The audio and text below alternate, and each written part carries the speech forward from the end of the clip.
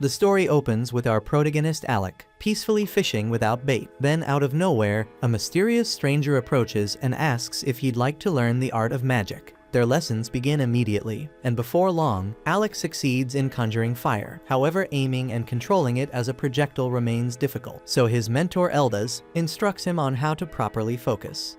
Eldas instructs him to imagine the sensation of striking his target, and also tells him to picture the friends he'll have one day. Sooner or later, those companions will find themselves in danger, and Alec will need to step in and protect them with his magic. That idea works wonders since Alec strongly desires to shield the ones he loves, so Eldas tells him to hold on to that feeling while inhaling deeply. At last, Eldas tells him to open his eyes and let the spell fly, and Alec successfully launches 2 fireballs. Overjoyed, Alec grins ear to ear, and Eldas commends him for the progress. Alec admits that today's spell was particularly hard since it took most of the day to master, but Eldas reminds him that ordinary people need an entire month to reach the same level. Alec is pumped to learn a new technique, but Eldas decides not to push him too far, knowing it could weaken the overall training. To cool off, Eldas suggests they wind down with more fishing. Alec complains, saying he finds fishing boring and can only think about learning more magic. Trying to ground his eager student, Eldas tells Alec that he's a gifted mage by nature. Even without someone guiding him, he believes Alec will grow into an exceptional mage, like the river that flows without resistance. Eldas tells him to let destiny guide the rest. That leaves Alec wondering why Eldas chose to teach him in the first place. Eldas seems unsure how to answer, but before he has to, he's saved by catching a fish. And despite being a brilliant magic instructor, Eldas is hilariously bad at fishing, so Alec steps in to help reel it in. The moment lightens the mood, and they share a laugh before calling it a day. By the following morning, Alec returns to his training. The new magic formula is tougher than the last, but Eldas encourages him, saying he's more than capable. The days go by with Alec learning a fresh spell each and every day. Still, it's not all study and effort. One day, the two find themselves in a snowy showdown thanks to magic-fueled snowballs. But the peaceful days aren't meant to last forever, and eventually, Eldas reveals that he'll soon be leaving the capital. Alec feels crushed by the news, knowing this means they'll likely never meet again, and Eldas clearly feels the same. But even now, Eldas still has advice to give. He warns Alec that if the opportunity ever comes to join the Imperial Court as a magician, he should turn it down. Alec doesn't understand the reason, but what he truly wants to know is why Eldas taught him magic in the first place.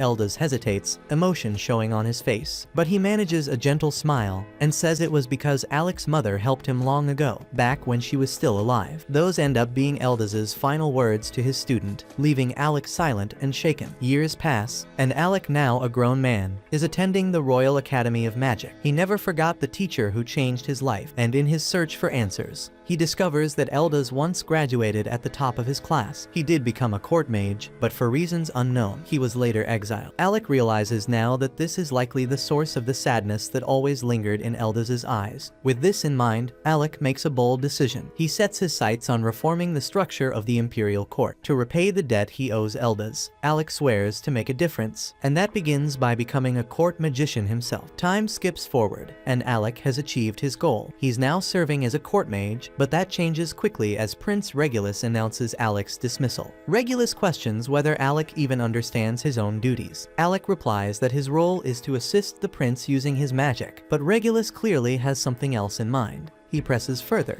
asking if Alec fulfilled that role during their last mission, but Alec has no answer. The prince explains that he, as a warrior, leads from the front because that's his role, and their shield bearer Ix blocks attacks without hesitation because that's his role, and their mage Lenny uses flame spells to push back monsters because that's her role. But Alec, by contrast, has only ever used buffs and defense spells. Regulus says that's not enough, not for someone carrying the title of court magician. He questions whether Alec only holds the position in name. Alec admits that he's stuck to support magic so far, but insists there's a valid reason for it. Regulus isn't interested in hearing his side. He interrupts and tells Alec to just admit that all he knows is basic support magic. Then he calls him pitiful for pretending he's more than that, and the others jump in as well. Lenny mocks him, saying he's always warning the team not to go too deep into the dungeon, when really in her eyes, he's just scared. Alec is stunned by the words coming from his former teammates, but Lenny tells him that she was simply keeping quiet until now. It was the king who placed Alec in their group, But they've reached their breaking point. None of them are willing to hold back anymore, and they're tired of dragging someone like Alec along while tackling dangerous dungeons. Regulus says he'd heard Alec was top of his class at the academy, but it's obvious now that he's incapable of doing anything unless someone else steps in to help. Alec begs them to let him explain, but Regulus catches sight of something tucked at Alec's side. It's a dagger, and that alone sets the prince off. He snatches the weapon from Alec and reminds him that he gave a direct order forbidding commoners from carrying arms. Alec tries to explain that he brought it for the next floor of the dungeon because they'll need it, but Regulus has no interest in hearing excuses. He declares that no one on his squad is allowed to take independent action, and he says that this is exactly why he opposed bringing a commoner into his party in the first place, and he regrets not fighting harder against it. Regulus then grabs Alec by the shoulders, tears the official robe off his back, and tells him he doesn't deserve to wear it. He's done arguing, and all Regulus says now is that their team has no place for someone like Alec, so he orders him to leave, and Alec stands there frozen. Later that night, Alec buries himself in study, determined to learn everything he can about the dungeon. He uses magic to flip through multiple books at once, reviewing floor layouts and magical data with precise focus. He compiles a full breakdown of the threats awaiting on the 30th level, and concludes that Regulus's team doesn't have the magical capacity to make it through. His conclusion is based on monster strength, terrain difficulty, and the known failure rates from previous attempts. With their current group setup, Alec is convinced they won't make it out alive. Alec wishes things had turned out differently, and he genuinely tried to be of help, but in the end, he just couldn't earn the prince's trust. Just as he's about to give up, Alec realizes there's still one option left. He knows Regulus won't hear him out, so he decides to approach the king himself.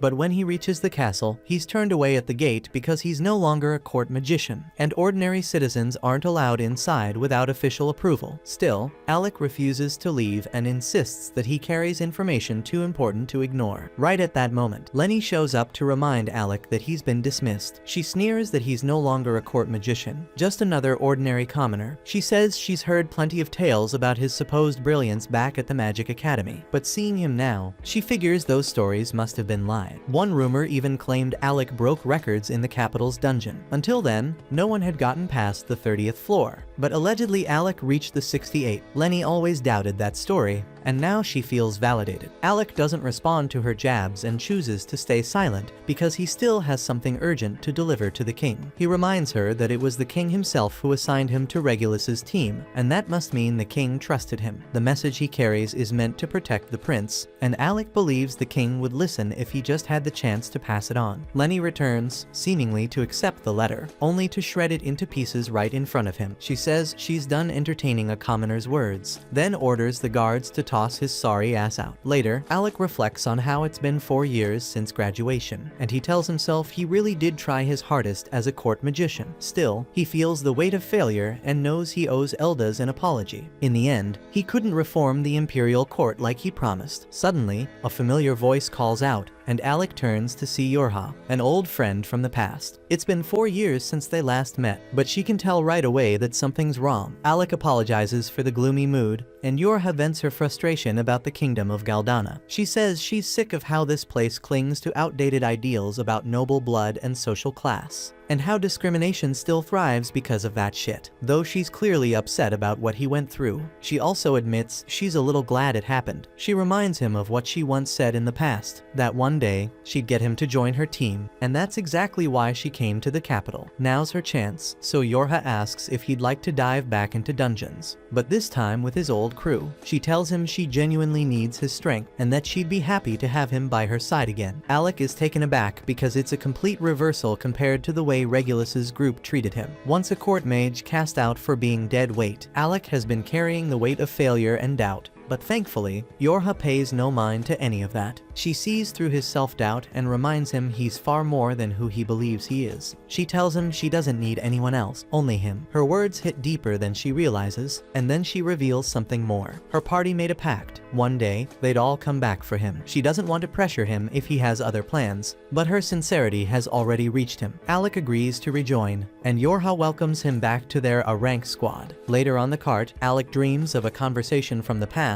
when Eldas warned him not to become part of the court. Yorha asks him if he's okay, and Alec just replies that his old mentor had been right about something after all.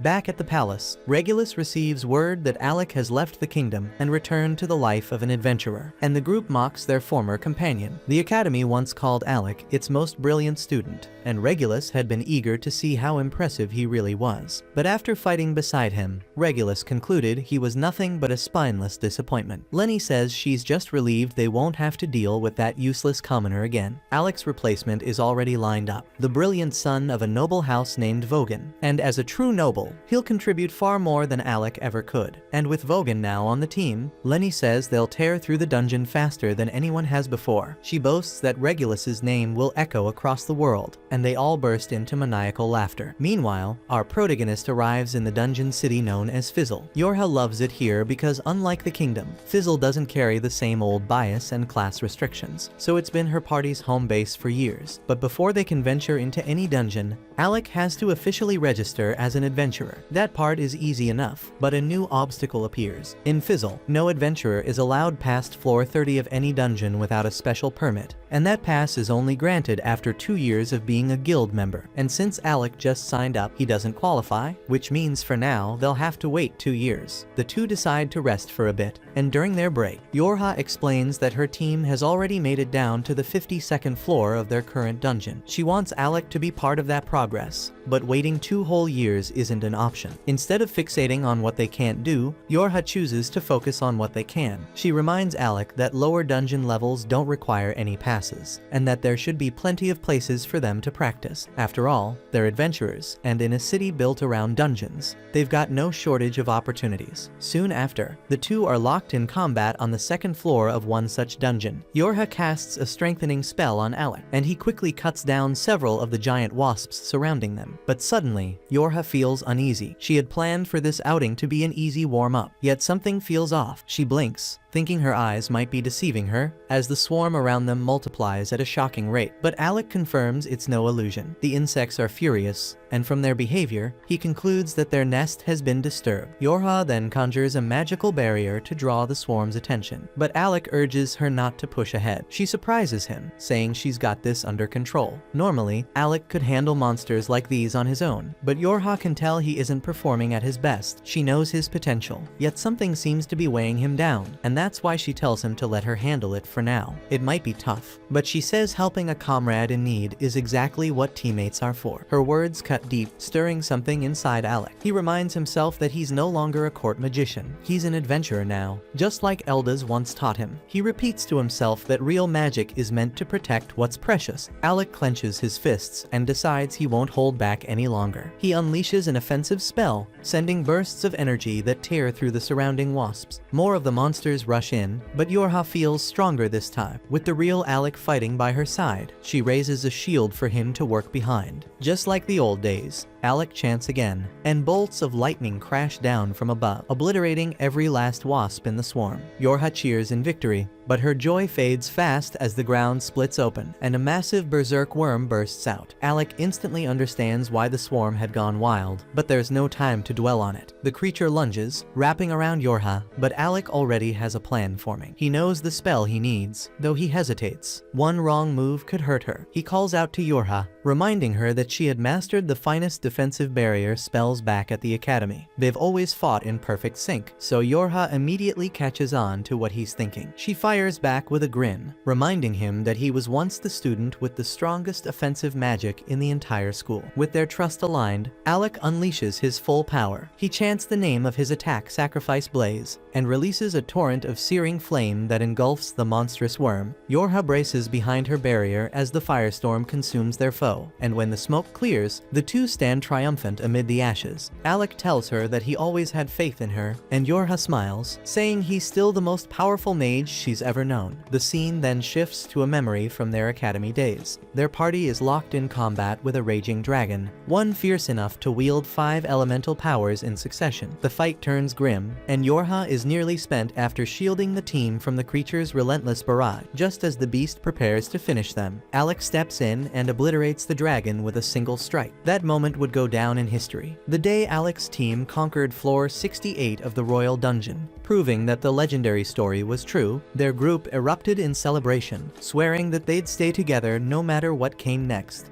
We then cut back to the moment right before graduation, when Alec was part of an elite group of students admired throughout the academy. The team consisted of Ornest, the gifted warrior, Kraja, the sharp-minded healer mage, Yorha, the expert in support magic, and Alec himself, the academy's strongest attack mage. On the day of their graduation, the four had just shattered the academy's long-standing dungeon record, making it all the way to the 68th floor, securing top honors and fame across the entire academy.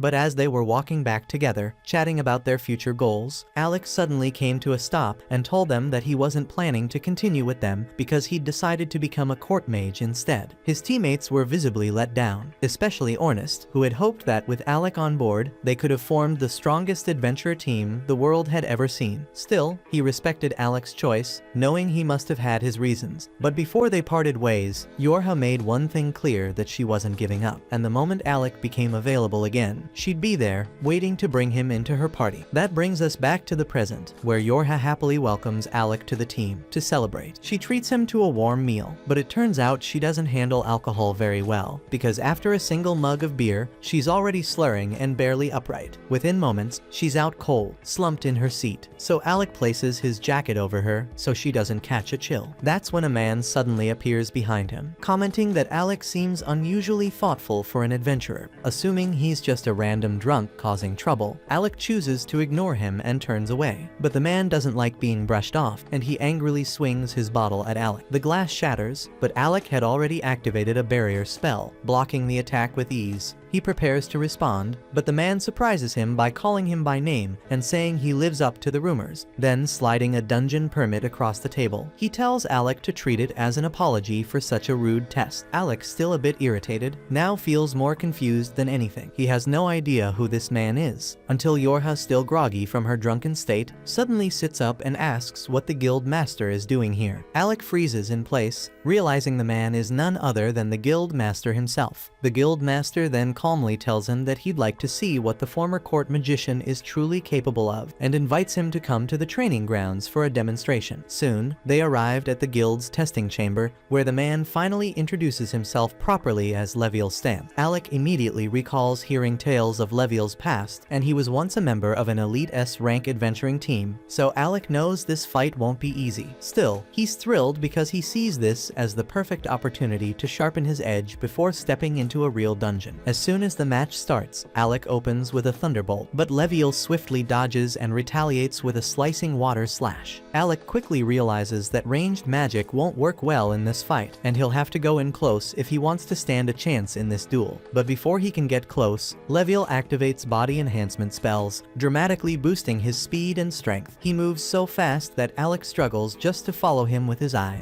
and when Leviel finally attacks, Alec manages to throw up a barrier just in time. But even with the shield, the impact sends him crashing into the wall. Yorha flinches in concern, but Alec soon gets back on his feet, assuring everyone he's alright. He admits the speed caught him by surprise, but now that he's experienced it once, he starts thinking of ways to react to it. Then, a grin forms on his face because he remembers that back when he served the prince, he was forbidden from taking initiative in combat. But now, as an adventurer, he has no such restraints, so he's not just limited to dodging and support spells anymore. Channeling his magic into his staff, Alec reshapes it into a glowing blade and charges straight at Leviel. In response, Leviel fires off another water slash, but Alec slices through it with ease, closing the distance. Leviel's impressed, but he doubts Alec will be able to do the same once he starts throwing punches. He strengthens his body even further and darts toward Alec again, but this time, Alec is ready. Just as Leviel gets into striking range, he triggers a hidden thunderbolt spell that explodes right in his face, stunning him long enough for Alec to land a direct strike with magic blade. Leviel stumbles back, genuinely surprised that Alec managed to break through his defense. He finally understands why Yorha always speaks so highly of him, but the test is far from over. With a smirk, Leviel activates the ancient artifact in his possession, and then massive, glowing gauntlets form around both his arms, and one swing from them slams into the floor and leaves a freaking crater behind. Alec instantly understands that taking even one hit from those gauntlets bullets would be catastrophic, so he knows he has to tread carefully. Still, he refuses to back down and casts another thunderbolt spell, but this time the effect barely slows Leviel at all. The artifact Leviel activated has a secondary effect. It gradually regenerates his wounds. That means the longer this fight drags on, the slimmer Alec's chances of winning become. Realizing he has to stop Leviel from healing, Alec keeps up the pressure, launching rapid strikes. But none of his hits are landing because Leviel's speed and movement are too precise. Frustrated, Alec taunts him, asking if he's too afraid to face him head-on. The jab works, and Leviel swings back hard, losing his precision and exposing himself just long enough for Alec to slash him across the stomach. It's the opening Alec was hoping for, so he's finally landed a solid hit, but he knows it'll take far more than that to defeat Leviel. Leviel charges in again, and Alec throws up a barrier, but the punch blasts through it, shattering the shield completely. Even so, the impact slows Leviel down just enough for Alec to drive a spell-boosted strike into his chest. Leviel is not willing to lose, so he slams his fists down with a devastating hammer blow, kicking up a giant cloud of dust that covers the field. Yorha starts to worry that Leviel is going too far for what's supposed to be a test, because that last hit looked like it should have knocked Alec out. But then Alec appears behind Leviel and lands one final blow before his wand breaks, and he collapses. Yorha runs to check on him, and Leviel admits he may have pushed things too far, and he declares Alec the winner. As Yorha starts treating Alec's wounds, Ornest shows up after getting tired of waiting, and is shocked to learn that Alec had just fought Leviel. He tells Leviel it was a bit much to use his strongest weapon in a sparring match, but Leviel says that things got intense, and he lost himself mid-fight. Now that he's seen Alec fight, Leviel is sure he's ready to enter the dungeon and hands over the dungeon pass. The test didn't go how anyone expected, but Ornest still congratulates Alec for passing. Since Alec is still unconscious, they carry him back and let him rest on a couch. By now, everyone knows what Alec went through as a court mage, and the fact that he lasted as long as he did is nothing short of incredible. The palace was packed with snobs who couldn't stand the sight of a commoner in their ranks, so Alec must have fought with everything he had just to hold his ground for this long. Right then, the receptionist bursts into the room, urgently calling for the guild master with some bad news. Leviel quickly tells the group he has to take care of something and asks them to stay behind and look after Alec while he's gone. Before leaving, he warns them not to go anywhere near his alcohol stash, especially not to touch the rare bottles. The moment Leviel steps out, Ornest casually strolls over to the liquor shelf and grabs the most extravagant-looking bottle he can find, grinning to himself, just to mess with Leviel later. Then, turning serious, he asks Yorha to tell him the full story behind Alec's time as a court mage. Up to this point, he's only heard vague bits and rumors,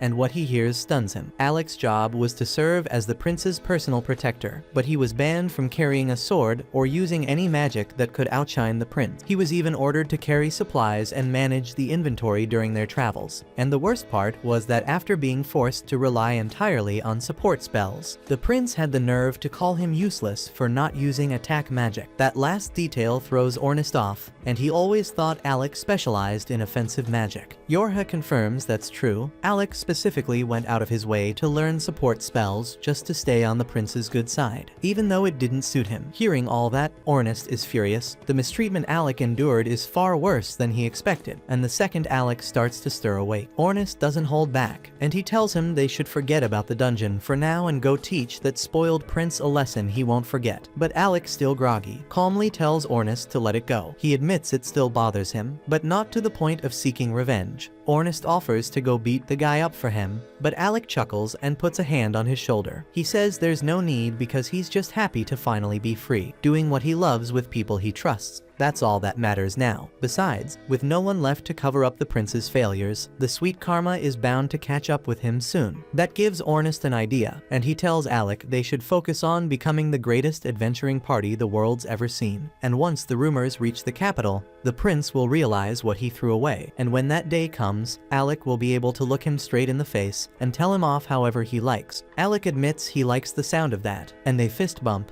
vowing that together they'll become the strongest party out there. At the same time, in another part of the guild, a badly injured adventurer from an S-rank party is being patched up while reporting to the guild master about her latest mission. Her name is Krista, and the mission had gone completely off the rails, everything fell apart, and her teammates are still trapped deep inside inside the dungeon, so she pleads with Leviel to assemble a team to rescue them. Leviel immediately calls for an emergency meeting, but with such short notice, the only adventurers available are the ones already present at the guild. He informs the gathered group that they'll be forming a rescue squad to retrieve the rest of Krista's party, currently stranded on the 64th floor of the dungeon. Tension fills the room as everyone exchanges uneasy glances, because they all know how risky that floor is. While the meeting is in full swing, Alec is still sitting alone back in Leviel's office. That's where Kraja finds him, surprised to see him by himself. She greets him warmly and asks how he's holding up, but judging by the bruises and cuts all over his body, the answer is obvious. She asks why he isn't in the meeting, and Alec quietly says he didn't want to intrude. Everyone else attending is a rank, and he still doesn't feel like he belongs among them. Without saying a word, Kraja raises her hand and casts a healing spell, restoring Alec's injuries. Then she looks at him and gently reminds him that no one in this guild sees him as an outsider. While he worked at the royal court, Alec had gotten used to blending into the background, never speaking up, never standing out for fear of offending arrogant nobles. And even now, he struggles to shake off those habits. Even if things are different here, Kraja sees the weight he's carrying, so she reaches out and softly pats his head, telling him she's always around if he needs someone to talk to, and the gesture lifts his spirits more than he expected. Moments later, Ornest and Yorha return. Ornest looks fired up as he tells Alec they've just been handed the perfect opportunity to explore the dungeon. He fills him in on the rescue mission and adds that the area they're heading to is nicknamed the Tank Killer, and the reason is that healing magic is completely nullified inside. The only way to recover is with potions, which means survival is much harder. Alec is surprised Kraja agreed to a mission like this, considering how much she relies on healing spells, but she admits she's not exactly thrilled about it. In fact, she hates everything about that place. She only gave in because Ornest wouldn't stop insisting that it'd be the perfect first mission for the new team. Alec starts to doubt whether he's even strong enough to help, but Yorha shuts that down immediately. She tells him that he's the key to the entire operation. His magic is what their strategy depends on, and without him, they wouldn't stand a chance.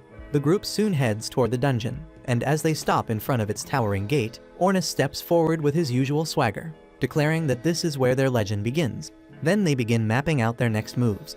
This particular dungeon is wrapped in a rare magical aura that completely disables healing spells. That means no recovery magic once they're inside, so only potions and raw agility will keep them alive against whatever comes their way. Their objective lies far below, close to the 64th floor, where members of Krista's guild are currently trapped. But getting there won't be simple, so they'll have to carve their way through every floor before it, including all the boss fights guarding each level. Ornest quickly assesses the situation and notes that if they go floor by floor, they'll arrive far too late. That's when Yorha pulls out a gleaming magic crystal, revealing that Krista had given it to them in advance. And with this item, they can bypass all previous levels and teleport straight to level 64. Alec instantly recognizes that this must be an exceptionally rare and powerful artifact. So Yorha says that Krista didn't hesitate to hand them out because her only priority is rescuing her teammates, no matter the cost.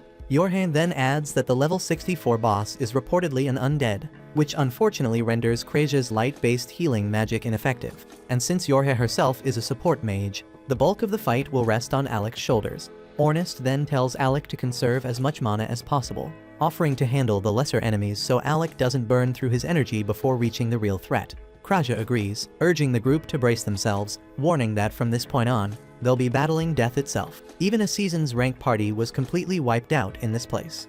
Instead of being intimidated, Ornest grins with wild energy, more alive than ever. He rallies the group, shouting that this is where the tale of their legendary party truly begins. With that, Yorha tosses the crystal high into the air. As it shatters, it activates, instantly teleporting them deep into the dungeon, right to level 64. The group materializes in a dim, musty cavern, and within moments, a wave of undead skeletons begins to rise, armed with swords and shields. But Ornest doesn't hesitate for a second, and he draws his spear and charges head-on, striking the first wave with ruthless precision. With each thrust and sweep, he dismantles groups of undead effortlessly, boasting that level 64 seems laughably easy so far. The rest of the team stays back for a moment, quietly observing, as more skeletons crawl out from the shadows and begin advancing. Ornest, unfazed, continues his rampage, slashing down anything that moves. But Yorha quickly becomes concerned because he's moved too far away from her area of effect, so she breaks into a sprint, calling out for him to return to formation. Alec and Kresia follow closely, both muttering that Ornest will probably be fine. After all, he's armed with a legendary artifact, the piercing black spear. It's nearly indestructible, always razor sharp, and extremely effective in battle. So it's a perfect weapon for someone who fights with guts instead of brains. Alec calls out to Ornest, asking if he needs a hand, but Ornest confidently replies that this is child's play for him and continues demolishing every enemy that dares to come near. Alec chuckles and keeps walking alongside Kresia, when all of a sudden he senses something unusual behind him. Trusting his instincts, he fires off a lightning bolt over his shoulder. As the smoke clears, there's nothing in sight. Even Kresia looks puzzled, asking what that was about. Alec admits he thought someone was behind him, but maybe it was just a false alarm. Still uneasy, he draws his sword and dashes forward, slashing the air in front of him. His blade clashes with something invisible, which suddenly reveals itself as the Grim Reaper. Ornest grins and comments that Alec's not as out of shape as he assumed, adding that he sensed the invisible enemy earlier but couldn't deal with it himself. The Grim Reaper retaliates, pushing Alec back with a strike, but Alec quickly recovers, deflects the blow, and retreats toward Ornest. At that moment, Alec understands that Ornest was placing complete trust in him, counting on him to handle threats from behind without needing to look back. It's a feeling Alec hasn't experienced in years, true camaraderie, and that realization ignites a surge of strength within him. He leaps into the air, brandishing his enchanted sword, and delivers a clean, powerful strike that cuts through the Grim Reaper, slaying it instantly. He then turns toward Yorha and asks if she had known about it too. She immediately apologizes for keeping it quiet, while Kresia jokingly tells him to blame Ornest, since it was his idea in the first place. Alec smirks and tells Ornest he owes him one, to which Ornest replies that they'll talk about favors after they actually make it out of this dungeon alive. The four teammates now regroup, side by side, ready to take on whatever comes next. Soon after, both Alec and Ornest launch themselves into the swarm of undead, slicing and tearing through skeletons in every direction, while Yorha provides magical reinforcement from the rear. Ornest is in his element, pulling off flashy maneuvers and eliminating every skeleton in his path. Meanwhile, Kresia calmly supports him from a distance, taking down sneaky enemies with her deadly accurate bow shots whenever they try to flank him. Yorha, though typically in the backline, is forced to defend herself up close with her staff as the endless wave of skeletons pours in. Realizing the horde isn't slowing down, Alec calls the others back, shouting that he'll take care of the rest in one strike. Without hesitation, the party quickly gathers behind him, so Alec channels his power and unleashes a massive thunderbolt, engulfing the entire area in blinding electricity, making every last skeleton reduced to smoldering ash. Once they're in the clear, Ornest turns to Alec and casually asks why he's only been using his thunderbolt skill, since back at the academy he used to wield several types of offensive magic. Alec quickly brushes it off and just says that Thunderbolt is the fastest spell to cast, so it's just more efficient in battle. Ornest raises an eyebrow, clearly unconvinced, but chooses not to push the issue as there's no time to dig deeper because they're on a mission. Suddenly, a monstrous roar echoes from the depths ahead, and they all instinctively assume it must be coming from the boss room. Ornest doesn't hesitate because the moment Yorha casts reinforcement magic, he blasts forward like a flash, running faster than Ishospeed himself. Alec watches in surprise, impressed by both Ornest's explosive speed and Yorha's magic boost. He and the girls waste no time and quickly follow Ornest through the tunnel toward the source of the noise. As they emerge into a wide open chamber, they spot Ornest perched casually on a rocky ledge, arms folded, observing a chaotic scene unfold below as a massive monster is chasing a panicked adventurer in every direction. Alec immediately prepares to help the poor guy, but Ornest doesn't move, muttering that the frantic mage down there is named Loki, a notorious troublemaker from a party called Recroma. Kresia nods in agreement, adding that Loki might be obnoxious, but he's also a clever support mage. Alec, however, struggles to process what he's hearing, especially as Loki flails around, screaming up at Ornest to do something and swearing he'll haunt him every day if he dies here. Ornest, unfazed by the threats, just watches with a bored expression. But the situation looks grim because Loki suddenly trips and crashes to the ground, with the monster bearing down on him fast. Alec instinctively gets ready to intervene, but Kresia tells him to wait, explaining that this is all part of Loki's usual strategy. Alec hesitates, watching as the towering monster approaches Loki. But then, in a flash, a trap spell beneath the creature ignites, blasting it with molten lava. Alec's eyes widen in shock, but Kresia simply smirks, repeating that Loki is nothing if not crafty. The beast staggers backward, only to trigger another trap, setting off a chain of fiery explosions. Loki jumps to his feet and starts taunting the creature, laughing mockingly and boasting that only a fool would trip in a trap-filled zone like this.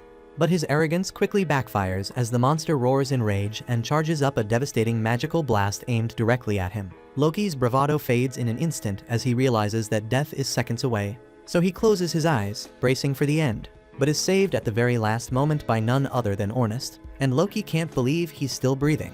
Then as Alec and the girls make their descent to join the battle, the monster redirects its fury, launching an attack straight at Alec. But Yorha reacts in time, casting a protective shield that blocks the strike. Alec prepared to counter with another thunder magic, but before he could unleash it, the beast twisted around and charged straight for Ornest and Loki instead. Alec shouts a warning to Ornest and Loki, alerting them to the incoming danger, and fires off another thunderbolt spell that strikes the monster dead on. However, as the dust settles, he quickly realizes the attack wasn't powerful enough to bring it down. Ornest notices the creature rapidly closing in on him, so he resorts to a desperate maneuver, charging straight at the beast and slipping between its legs in a swift motion. He then hurls Loki toward Krasia, who tumbles to the ground beside him. Yorha promptly instructs Krasia to take Loki to the ledge while they handle the monster. Ornest swiftly assumes position, drawing his spear in preparation for the next clash. They wait until Krasia secures Loki's safety, then brace themselves for the final confrontation. Yorha casts a powerful enhancement spell, boosting all of Ornest's stats, prompting him to charge the creature head-on. He skillfully evades its strike, leaps into the air, and drives his spear toward its face. Yet the monster proves far more resilient than expected, violently shaking him off and flinging him to the ground. Yorha races to aid the fallen Ornest, but the monster attempts to crush him instantly. Fortunately, she casts her shield spell just in time to block the blow, giving Ornest a brief moment to recover. Meanwhile, Alec appears almost theatrical, conducting an unseen symphony as he summons 5 glowing magic circles around the monster. Loki observes in disbelief, remarking that even generating 3 circles is incredibly difficult. For Alec to conjure 5 simultaneously, he must be a prodigy, but Krasia calmly replies that Alec is capable of far more. To Loki's astonishment, Alec proceeds to summon 20 magical circles at once. Then, as the monster lunges forward, Ornest climbs up its body and strikes its tail, buying Alec the precious seconds needed to complete his spell. Ornest then leaps away just as Alec finishes his incantation, and unleashes a devastating barrage of thunderbolt magic that electrocutes the beast, freezing it mid-motion.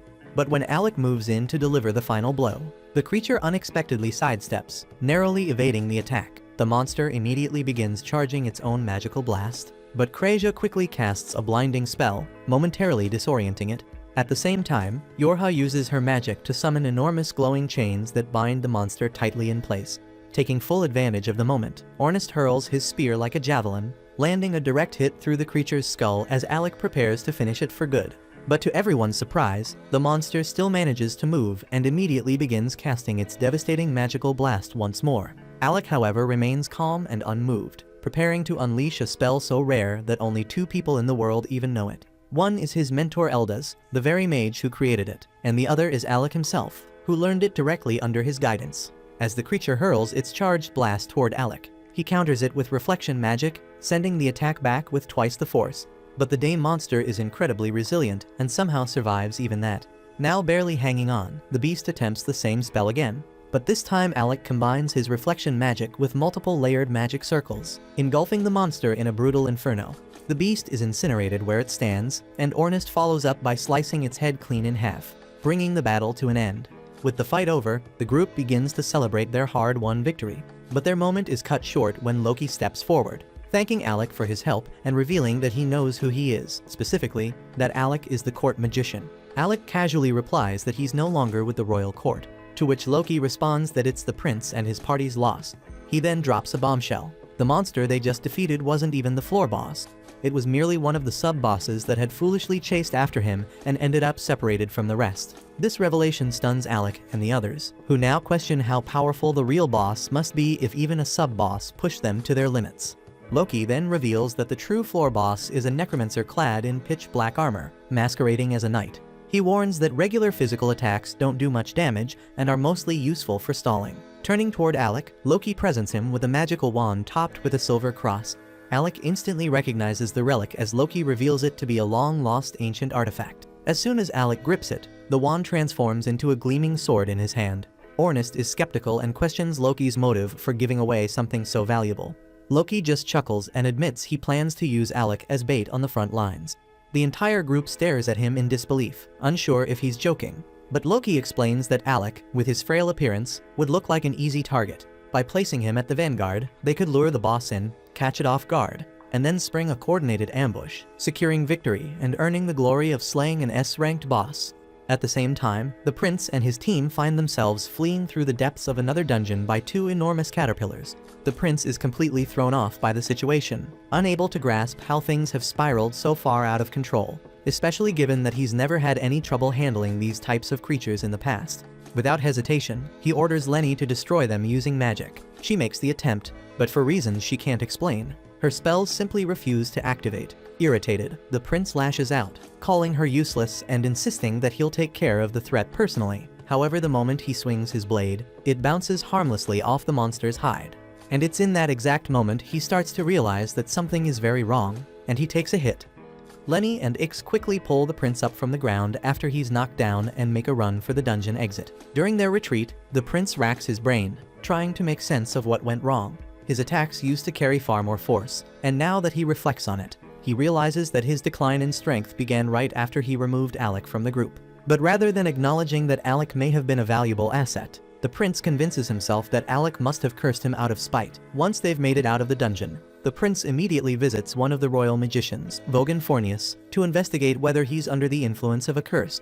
After conducting a brief magical analysis, Vogan confirms that no such curse exists. The prince is stunned, insisting that he wouldn't have had such trouble clearing the 30th floor unless Alec had sabotaged him. But Vogan, aware of the anti-magic zone present on that floor, calmly explains that the prince likely felt weaker because his support magic was being suppressed. The prince scoffs at the explanation, dismissing support magic as worthless trash that only weaklings like Alec depend on. Vogan does his best to remain professional, even as the prince continues rambling with baseless arrogance. Still, he does find it unusual that Alec hadn't warned the prince about the anti-magic field beforehand, considering Alec is the famed student who once reached the 68th floor.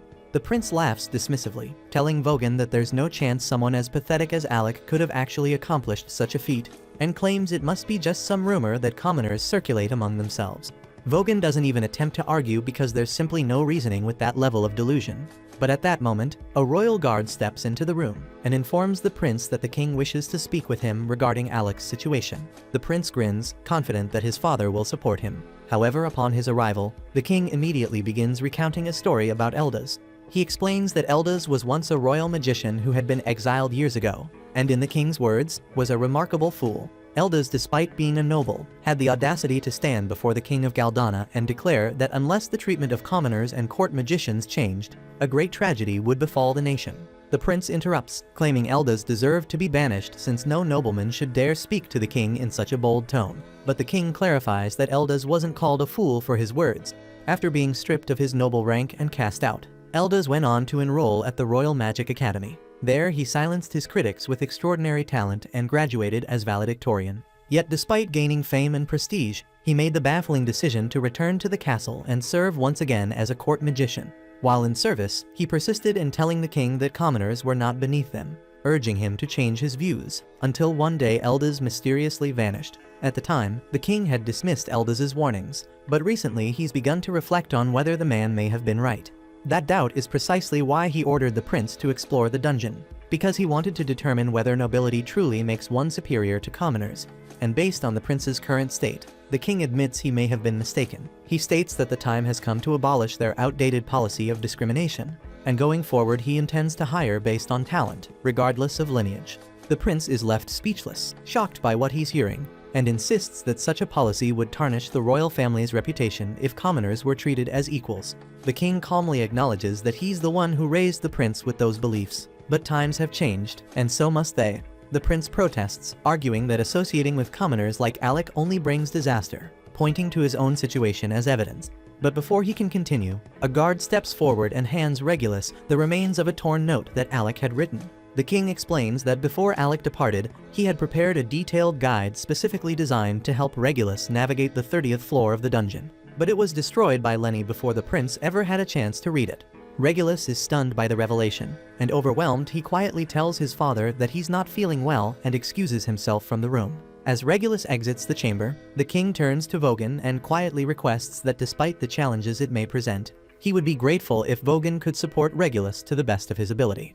Vogan nods and assures the king that he will do everything in his power. At the same time, Regulus is spiraling into a mental breakdown, because if Alec truly possessed remarkable talent and insight all along, then the harsh truth is that he himself may have been the problem, and he simply cannot accept that reality.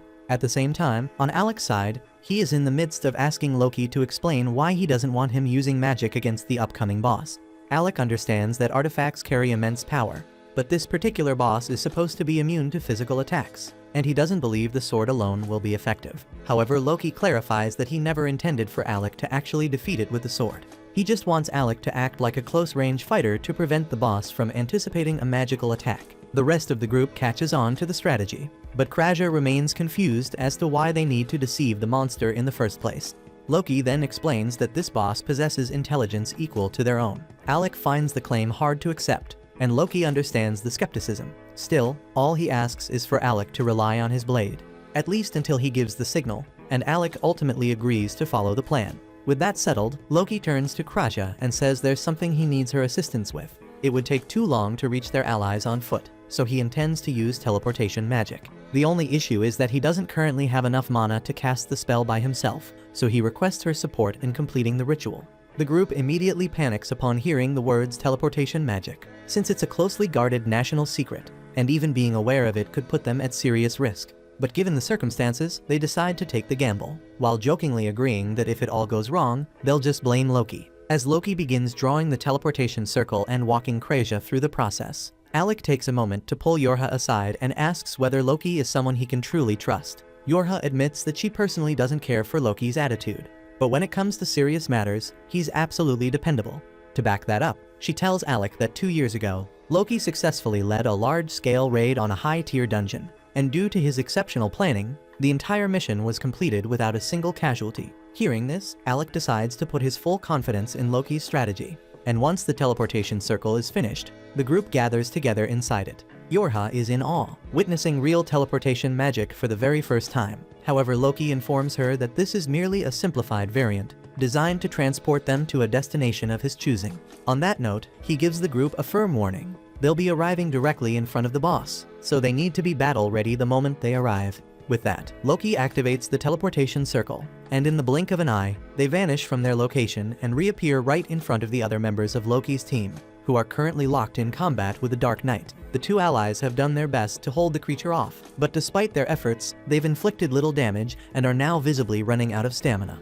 Luckily, Ornist rushes in just in time to cover their retreat. He engages the knight head-on, drawing its attention, and while the knight focuses on Ornist, Alec tries to land a sneak attack from behind, but the enemy reacts instantly, leaping into the air to avoid the strike. The knight then charges at both Alec and Ornist, while Loki and Kraja move quickly to assist Reuel and Marbel, helping them retreat to safety. The knight's armor is incredibly dense, and from what they can tell, there's no actual body inside it.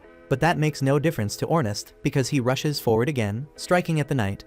The enemy attempts to jump over him, but Ornist was ready for that and pinned the knight's cape with his spear into the ground, creating a perfect opening for Alec to sever the knight's head. As the heavy steel helmet crashes to the floor, Alec wonders if that was enough to finish it off. But in battles like this, things are never that simple. The knight suddenly begins to stir once more, and grotesque tendrils burst out of its now exposed neck, so it becomes clear that this is an undead headless horseman, and the creature they had slain earlier must have been its mount. For a brief moment, Alec gets caught up in his thoughts, and by the time he snaps back to reality, the Dullahan is already airborne and descending toward him with a powerful attack. Alec raises his sword in a panic to block the blow, and barely manages to withstand it. The monster is faster and stronger than before, confirming Alec's suspicion that it had been holding back earlier. So from this point forward, the fight is only going to become more intense. But luckily, he doesn't have to face it alone. While Alec is holding his ground, Yorha is continuously casting buffs on Ornist, and once he's fully charged, Ornist launches himself forward and lands a brutal hit on the knight, giving Alec just enough of an opening to knock the creature back. Alec is stunned by how resilient the knight's armor is, because if his weapon weren't a powerful artifact, it would have shattered long ago under the pressure of such fierce blows. Even worse, the fact that their opponent is undead means that no matter how many times they manage to knock it down, it will always regenerate and rise again. And speaking of which, the knight suddenly retrieves its severed head and reattaches it to its shoulders before unleashing a deafening shriek that rattles the entire battlefield, leaving everyone momentarily disoriented. Immediately after, it locks onto Alec and delivers a brutal kick with all its force, launching him backward at an alarming speed. Fortunately, just before he slams into the wall, Yorha casts a barrier spell that cushions the impact. She rushes over to check on him, and Alec reassures her that he's okay. He just hadn't anticipated the knight having such refined martial prowess, and if not for Yorha's quick reaction with a barrier, there's a real chance he wouldn't have survived that blow. With that in mind, he turns to Loki and asks how much longer he has to keep fighting using only the sword. Loki, still in the midst of completing his preparations, tells Alec that he needs to hold out for 5 more minutes. Easier said than done because Alec almost died a moment ago, and he's down to just 3 potions. Meanwhile, Ornest is struggling to stay on his feet, shouting for Alec to get his ass back into the fight. Together, the two press on, doing their best to keep the knight engaged until Loki's 5-minute countdown is finally up. With his setup complete, Loki activates a massive magic circle and begins laughing, drawing everyone's attention. The display provokes the knight into a panic, so it charges straight at Loki and slashes him across the chest. But that, as it turns out, was all according to plan, because the Loki it struck was nothing more than an illusion, and the grand spell circle was simply a decoy designed to lure the enemy into a carefully laid trap. In that instant, ice begins to crystallize beneath the knight's feet, while the real Loki observes from the top of a nearby tower. At the same time, Ornest triggers a teleportation trap, crafted earlier by Loki and Kreja, that instantly moves him behind the knight, giving him the opportunity to strike and push it forward. Just then, Marbell leaps down from an overhead arch, aiming a heavy downward slash. The knight narrowly dodges the blow, but this too was anticipated. Loki had placed another hidden ice trap that activates on contact, weakening the knight's movement speed with a freezing debuff. Realizing Loki is the mastermind behind the battlefield manipulation, the knight begins scaling the tower to eliminate him directly. Loki draws a magic blade to defend himself, but Rewell is visibly concerned because Loki doesn't have the raw power to stand toe-to-toe with the knight. Although he had Yorha apply a 7-fold strength amplification earlier, the strain on his body is immense, and he's barely holding it together. Still, while Loki holds the knight's attention, Yorha prepares and casts a high-tier binding spell to restrain it. The spell succeeds, but not before the knight lands a heavy strike on Loki, knocking him off the edge of the arch and sending him plummeting toward the ground. Yet, even in freefall, Loki remains calm and unfazed because everything is proceeding exactly as he envisioned. And as he falls, he looks over to Alec, and with a smirk, calls out that the stage has been set, and it's time to bring this battle to an end, and he happily agrees. Alec then begins deploying a sprawling network of magic circles around the knight, and Loki is genuinely impressed because it's even more than what Alec unleashed against the last boss.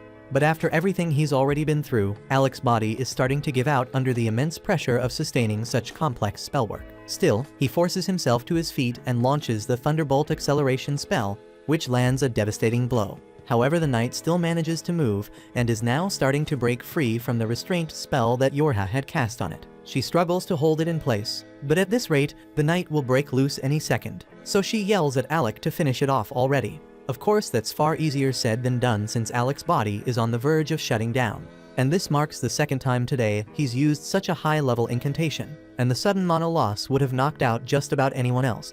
Alec is no exception, but he has far more riding on this now, so no matter how badly it hurts, he grits his teeth and powers through. Finalizing the casting sequence for one of his ultimate spells, a lightning dragon takes shape, and the instant Alec unleashes it, it tears through the knight, vaporizing it on impact and bringing the battle to a close. With the threat finally gone, Alec drops to the ground from pure exhaustion and mutters a joke about how having dependable teammates really makes a difference when your life's on the line. Yorha walks over and corrects him, saying it was more like they were the ones relying on him the whole time because they never would have stood a chance without him. Ornest just seems relieved that Alec is back to being his usual unstoppable self, and on a lighter note, he brings up the bet from earlier, and Alec remembers that right before the fight, Ornest declared that whoever passed out first had to take on a dare. Technically, Alec just lost that bet a moment ago, but since it happened after the battle ended, Ornest decides to go easy on him. He says the only dare is this: Alec's not allowed to keep things bottled up anymore. If something's weighing on him, whether it's Ornest, Yorha, or Kreja, he's got to talk to at least one of them so they can help. And Alec smiles and agrees without hesitation. Rewell then approaches to express his gratitude to Alec and the others for their assistance. Marbell wants to thank him as well, though her approach is a bit more forward, and she plants a kiss on his cheek, which visibly horrifies Yorha. Marbell then asks if Alec would be interested in teaming up for a dungeon raid sometime. But Yorha quickly steps in and firmly declares that Alec is their party's mage, so Marbell can't just claim him for herself. And since the Rechroma team owes Alec a huge debt, Riwell, as the leader, offers to write him a formal recommendation. Alec seems puzzled at first by the mention of a recommendation, so the others fill him in that to be promoted to S rank, an adventurer must receive an endorsement from an S rank party as well as approval from the guild master. Getting the guild master on board shouldn't be too difficult, so Riwell assures Alec he'll take care of everything on that end. Once the conversation wraps up, Alec retrieves the knight's magic stone, officially wrapping up the Recromer rescue mission with a perfect result. Then, upon returning to the guild, the receptionist warmly congratulates Alec on the successful outcome and tells him he's become quite the topic of conversation lately. She then asks if he managed to get any rest after the intense battle, but Alec replies that he's feeling great. With that, she hands him his reward, and Alec gets ready to head out. But just before he can leave, Leviel stops him and informs him that he has a visitor from the kingdom of Galdano waiting. This catches Alec off guard since he no longer has any ties to the kingdom, but he agrees to hear the visitor out and discovers that it's Vogan. Of all the people Alec dealt with back at the royal castle, Vogan was one of the more reasonable ones, so Alec gives him a respectful bow and says it's good to see him again. But before they can exchange pleasantries, Vogan immediately confronts him and asks if Alec was seriously trying to get Prince Regulus killed by not warning him how unprepared he was for dungeon combat. Alec responds calmly, asking Vogan whether he truly believes Regulus would have listened to anything he said, even if he had given him a warning. Vogan pauses, then realizes Alec's probably right. Still, he's clearly annoyed that he got stuck with this miserable assignment after Alec was dismissed, so he considers it a complete waste of his time and skills. Alec asks if that means Vogan was chosen as Regulus' new party mage, but Vogan replies that calling himself a magician at this point feels like a joke, so he's more of a glorified babysitter than anything else. After Alec's departure, Regulus attempted to tackle the 30th floor of the dungeon solo and ended up suffering serious injuries as a result. Vogan had hoped the incident would serve as a teaching moment, giving Regulus a chance to reflect and grow. Instead, the prince refused to accept any blame and demanded that Vogan accompany him here so he could confront Alec face to face. Alec asks if that means Regulus is currently in the city, and Vogan confirms it, explaining that he's down in the underground training arena at this very moment. Alec hadn't expected to cross paths with Regulus again so soon, but he realizes this might be the perfect chance to finally close the book on their unfinished business. So even though Alec would be entirely justified in ignoring Regulus altogether, he decides to go meet him in person and put an end to it properly. As they descend the stairs, Vogan comments that the only thing Regulus has going for him is his stubborn pride. But personally, he doesn't understand why the nobility always insist on proving themselves superior to commoners, because to him it all seems like a pointless waste of time. Alec reminds Vogan that he's technically a noble as well, but titles have never meant much to him, and all he's ever wanted is to live life on his own terms. When they reach the arena, they find Regulus already waiting at the center. To Alec's surprise, the first thing Regulus brings up is that the king intends to change how the kingdom is governed. While Regulus personally disagrees with this shift, he says he'll comply out of respect for his father's wishes. Hearing this gives Alec a sliver of hope that maybe Regulus has finally started to come around. But that hope is short-lived, and Regulus quickly adds that regardless of politics, he still can't stomach the idea of taking orders or even advice from someone he views as beneath him. Alec tells him that if he had just listened back then, he wouldn't be in the mess he's in now. But it's clear Regulus still refuses to hear reason, and Alec knows there's no point wasting breath on someone so willfully blind. Regulus has spent all 15 years of his life being told that he's inherently better than commoners, so the idea that he might be the one in the wrong simply doesn't compute. Desperate to prove that everything he's ever believed isn't a lie, he draws his weapons and challenges Alec to a duel, asking Vogan to serve as an official witness to their fight. Without warning, Regulus charges at Alec, forcing him to block with his wand. But Alec is caught off guard to find that Regulus has swapped his usual longsword for a pair of daggers. A few years back, when Regulus was first selecting his weapon, Alec had recommended that he use daggers instead of a longsword, pointing out that his body was still too small to wield something so heavy effectively. But Regulus had instantly dismissed Alec's advice without giving it a second thought. But ironically, he's now following that very advice. Still, just changing weapons didn't suddenly make him a skilled fighter, and Alec easily sidesteps one of his attacks, causing Regulus to stumble forward and slam face first into the ground. Alec suspects that Vogan probably played a role in setting this whole encounter up, so he asks what he said to provoke the prince. Vogan simply told Regulus that if he truly wanted to challenge Alec's strength, he'd have to prove it in combat. At the end of the day, it was Regulus's decision to show up and issue the challenge, and Alec has to give him some credit because despite everything, the prince didn't resort to cheap tricks. He came here looking for a clean, honorable fight. Regulus's daggers are artifacts, so they carry a good amount of power behind them. During one of their direct clashes, he even manages to break through Alec's shield. But that's about all he can pull off. He had clearly been training hard with those daggers in preparation for this moment. And in doing so, he finally realized that the real reason he ever made progress in the dungeon was because of Alec's support magic. After Alec was dismissed, Regulus kept attempting to clear the 30th floor of the dungeon on his own. But every time, he'd come back beaten and bloodied, unable to understand why. Eventually, he sat down and read through the recovered pages of Alec's original report. And what made his blood boil was that everything Alec had written turned out to be right. If he had just followed that guidance from the start, he wouldn't have failed so miserably. And even just reading it made him realize how insanely gifted Alec really was, which only made it harder to come to terms with the way he had treated him. So now Regulus demands that Alec activate his artifact and face him for real. Alec asks if Regulus is really sure about going through with this, knowing full well the gap in power between them. But Regulus stands firm and refuses to back down. Still, before they fight, Alec has one question he needs answered, and asks if it is actually true that the king intends to reform the way the royal court operates. Regulus confirms it, adding that his father had apparently been testing the strength and resolve of the lower classes, which is why he sent both Regulus and Alec into the dungeon. If that's the case, then it explains why the king always treated Alec with such unexpected kindness, and this revelation is without a doubt the best thing Alec has heard all day. Because now, those 4 years he spent serving as a court magician don't feel like a complete waste after all. But as for Regulus, he warns Alec to brace himself because he won't be holding anything back. He draws his artifact and charges forward, fully prepared to face the consequences. Regulus is shaking in his boots, knowing full well he's about to get the crap beaten out of him, but still he stands his ground, ready for whatever's coming. Yet at the very last moment, instead of striking Regulus, Alec shifts his aim and slams his attack into the ground. Regulus demands an explanation, asking why Alec chose to let him off the hook. He reminds him of every insult, every time he ignored him, mocked him, and acted like he was worthless for no reason at all. He built his whole self-image around the belief that being a noble made him better than everyone else. But if that was a lie, then what's left of who he is? He came here thinking that dying by Alec's hand would at least let him hold on to some shred of dignity. But now, Alec's looking at him with pity, and Regulus is completely lost, and he doesn't know what to believe anymore. Alec typically isn't one to laugh at someone else's misery, but even he can't help chuckling at how ridiculous this has all become. He walked in expecting a bitter grudge match, figured Regulus would be shouting threats and throwing punches, but instead the guy is breaking down and asking for life guidance. The absurdity of the moment makes it impossible to stay angry, and suddenly Alec realizes how pointless all that resentment was in the first place.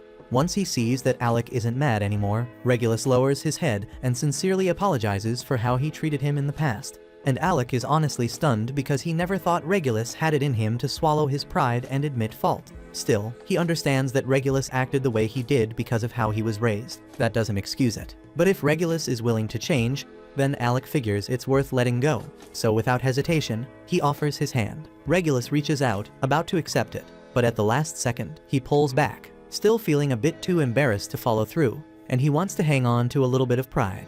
Instead, he pulls out Alec's old court magician cloak and apologizes for taking it from him that day. He tells Alec he can have it back if he wants, and he also presents a letter from the king himself, stating that there's an open seat at the royal court waiting for Alec, should he ever choose to return. Alec raises an eyebrow and asks if the king is ordering him to come back, but Vogan assures him that it's not a command, just a request. Alec nods, then says he doesn't need the cloak or the letter, because he's perfectly content with his current party and has no intention of ever leaving them behind again. Regulus accepts his answer without complaint, but insists Alec take the cloak anyway because it belongs to him. Then he tells Vogan they're done here and it's time to leave, because there's nothing more to say. But as he walks away, there's the faintest smile tugging at his lips, and it's clear that both he and Alec have finally made peace with their past. The next day, Alec catches up with the group and casually asks if anyone's got time to hang out. Kraja, Yorha, and Ornest all say they're free and ask what he's thinking. So Alec admits he was hoping they could show him more of Fizzle, because he's still getting his bearings and wouldn't mind a proper tour. Under normal circumstances, all three would be happy to help out, but the second Ornest and Kraja realize what's happening. They both spot this golden opportunity to give Yorha some alone time with Alec. So without wasting any second, they each toss out some clearly fake excuse and duck out, leaving Alec with no choice but to spend the day with Yorha one-on-one. Alec doesn't pick up on how suspicious their exit is, and Yorha just laughs it off, even though she knows full well they just handed her a gift on a silver platter. That said, she almost screws it up right away by asking Alec if he wants to push the date to another day. but he says he's totally fine with it being just the two of them. Hearing that gets Yorha a little hyped, so she jumps up and says she's gonna give him the full Fizzle experience. A bit later, the two are strolling through the city as Yorha explains that Fizzle's an adventure-heavy town, so it's common to find weapons, armor, and all kinds of gear sold everywhere. But she warns him not to trust everything he sees, since some merchants are shady and love tricking people with useless junk. But that'd be great advice if she wasn't currently getting conned herself. Alec watches, half amused as Yorha's already fallen for some sketchy pitch. A merchant is trying to sell her a drug that supposedly gives you the stamina to fight for days without sleep. And that shit made Yorha want to buy it badly. But Alec can feel the bad energy radiating off that thing just by looking at it. So he grabs Yorha's hand and tells her to come with him. He figures it'd be smarter to let Kraja and Ornest handle the shopping instead since Yorha gets easily distracted. She admits she does get duped here and there, but reminds him that the last time she asked those two to shop, Ornest came back looking like Zorro, and Kraja bought an oversized teddy bear, so trusting them isn't exactly a winning move either. With that in mind, Alec says he'll take over the party's shopping from now on, and Yorha tells him that would honestly make her life way easier. As they continue walking, Alec notices a cozy-looking cafe and suggests they take a break, so the two of them go inside to relax over some tea. While they're sitting and chatting, Alec brings up how Ornest and Kraja seem to really dislike Loki, and asks Yorha what that was all about. Yorha tells him it's kind of a long story, then explains that 2 years ago, they ran into a rank party that was struggling in a dungeon, so they stopped to lend a hand. Not long after, Loki and Rewell showed up too, and they all teamed up to take down the floor boss together. But during the fight, Ornest got injured while shielding one of the rank adventurers by taking a blast of acidic spit straight to the back. He tried to act tough afterward, pretending he was fine, but his legs gave out on the way home, so Loki and Rewell had to carry him back. Up to that point, Loki had treated Ornest decently, but while Ornest was knocked out, his spear kept smacking Loki in the head, and eventually Loki lost his patience and chucked it into the forest, gone for good. Yorha doesn't think Loki meant any harm by it. In fact, he probably assumed it wasn't a big deal, since the spear was already in bad shape, but to Ornest, that spear meant a lot, and when he woke up and learned what happened, he was seriously pissed off. Still, he might have let it go if Loki had just apologized, since it was clearly a dumb mistake. But Loki genuinely couldn't understand why Ornest was so upset over a beat-up weapon. Ever since then, the two haven't been able to see eye to eye, and Yorha admits it's kind of ridiculous that a busted spear is what started the whole feud. Alec agrees, but that still leaves the question of why Kraja doesn't like Loki either. Yorha laughs and says Kraja doesn't actually have a real reason, she just doesn't vibe with the guy. A little later, Alec and Yorha are walking through town again when she starts reminiscing about all the time they used to spend shopping together back in Galdana. They'd pool their gold to buy healing items, and she even remembers how Kraja once tried to brew her own potions, but every single attempt turned into a disaster. As they keep walking, Yorha suddenly stops in her tracks. Her eyes lock on an elven ribbon hanging in one of the market stalls, and she's stunned. These rare accessories boost the wearer's magic power, and she's been searching forever for one. But the price tag is steep 50,000 gil, and she doesn't have anywhere near that much on her right now. She's clearly upset, knowing someone else will probably snatch it up before the day's over, and seeing how much it means to her, Alec decides on the spot to buy it for her. Yorha looks at him, a bit unsure, and asks if he's really okay dropping that kind of cash on her. But Alec tells her it's for the good of the team. Her magic plays a huge role in keeping their coordination tight. Plus, he's sitting on a mountain of savings from his days as a court magician, and honestly, he wanted to treat her to something nice. Yorha beams and tells him she'll treasure the gift with all her heart, and Alec's happy to hear that. The two of them spend the rest of the day enjoying the city together, checking out different spots and soaking in the atmosphere. As the sun begins to set, they end their outing by heading up to the top of the clock tower to watch the view.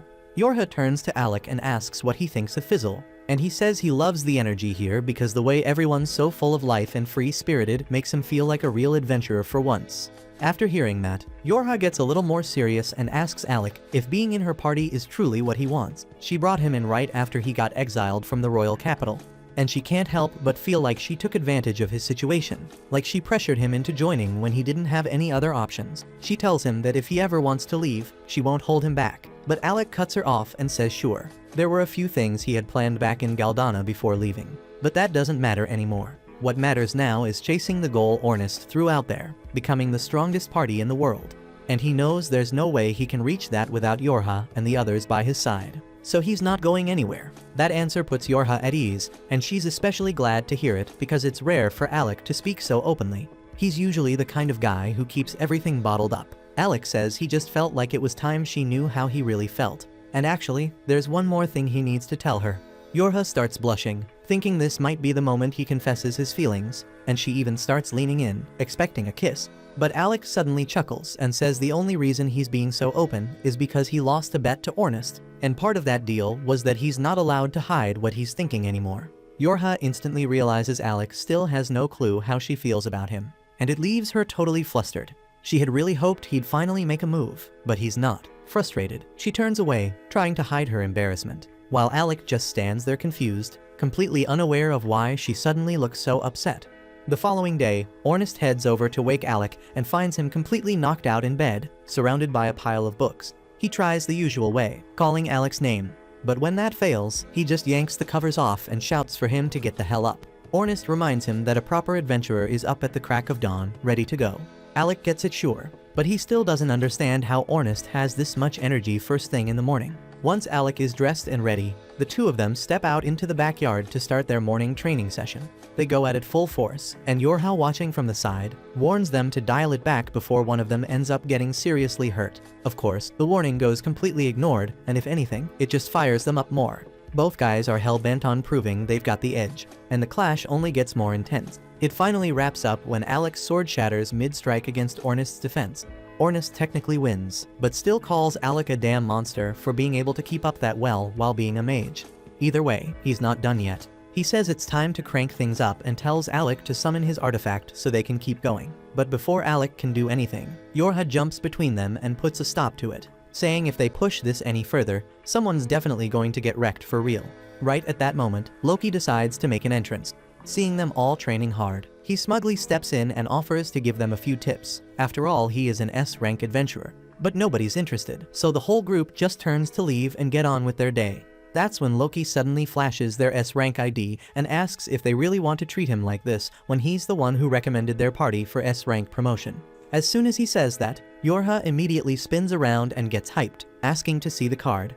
She's clearly thrilled about the promotion, but Loki says he won't hand it over unless Ornest apologizes for all the times he treated him like crap. Ornest flat out refuses, and just as the tension starts building, Krista and Riwell arrive and step in, telling Loki to quit making trouble for Yorha's team. They go on to explain that the recommendation for Yorha's party to be promoted to S-rank has already been submitted and approved by the guild master, so they're only here to deliver their brand new S-rank ID. Everyone's riding high from the promotion, but then Krista walks up to Alec and tells him she doesn't think becoming S-rank is nearly enough to repay everything he's done for their party. So she tells him straight up that if he ever finds himself in trouble, he'd better not hesitate to call on her, and Alec genuinely appreciates it and says he'll keep that in mind. And to celebrate the fact that Lasting Period officially made it to S-rank, Loki suggests they all go out for lunch. So Kraja quickly announces that Loki is inviting everyone to eat on his tab, and immediately the group heads over to the tavern for a well-deserved feast. Even while they're eating, Alec still can't fully wrap his head around the fact that he's part of an S-rank party now. But Ornest catches the look on his face and immediately calls him out, warning him not to start doubting himself. He then tells Alec this is just the beginning of their legacy, and if he starts getting stuck on stupid insecurities, Ornest won't hesitate to beat some sense into him. Alec says he gets it, and with that, Yorha lifts her glass and proposes a toast to their new S-rank status.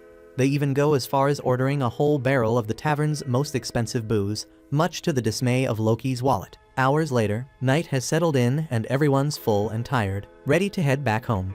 Except for Yorha, who's completely knocked out after drinking way too much. Kraja explains that she was just in an especially good mood tonight, not only because of the promotion, but also because Alec turned down the king's offer to return to Galdana so he could stay with their party instead.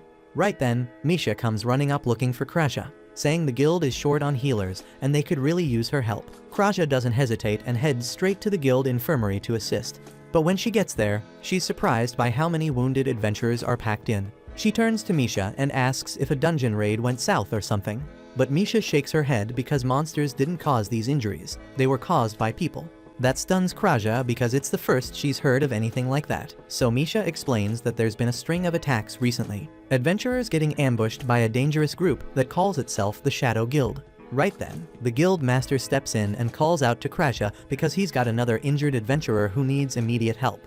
The infirmary's packed, so Leviel had no choice but to bring her upstairs to his own quarters.